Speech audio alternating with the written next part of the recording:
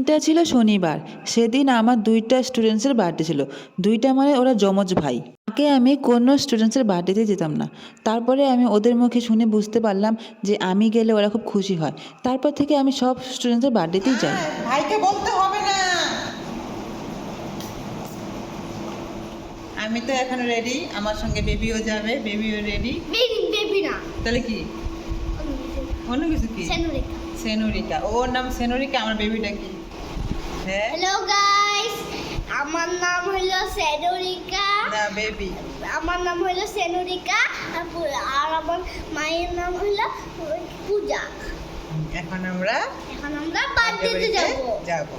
আজকে ভাইকে নিব না। আজকে ভাইকে নিব না। চল চল চল, গিফট নে। চলো গিফট নেই আজকে। নে ধর। চলো গিফট নেই। আমরা বের হলাম বার্থডে বাড়ি যাওয়ার জন্য।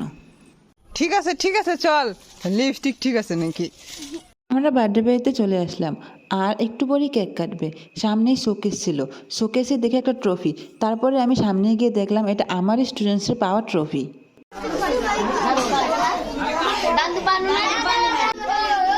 কার বার্থডে বোঝা মুশকিল।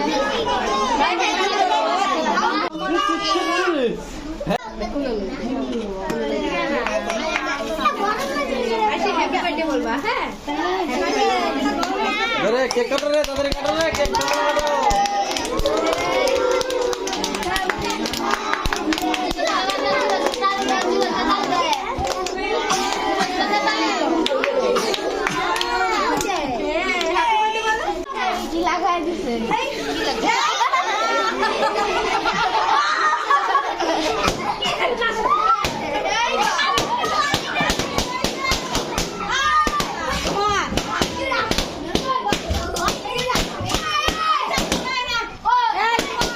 কেকটা কমপ্লিট। আর আমার সঙ্গে ভাগ্নি ছিল।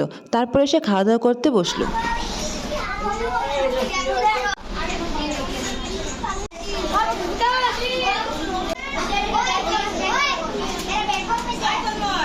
কেমন খাইলি বেবি? ভালো। চল।